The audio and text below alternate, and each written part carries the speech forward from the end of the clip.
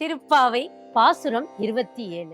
கூடாரை வெல்லும் சீர் கோவிந்தா, உன் தன்னை பாடிப் பறை கொண்டு யாம் பெரு சம்மானம் நாடு புகழும் பரிசினால் நன்றாக சூடகமே தோள்வளையே தோடே செவிப்பூவே பாடகமே என்றனைய பலகலனும் யாம் அணிவோம் ஆடை உடுப்போம் அதன் பின்னே பார் சோறு மூடனை பெய்து முழங்கை வழிவார கூடியிருந்து குளிர்ந்தேலோரெம்பாவாய்.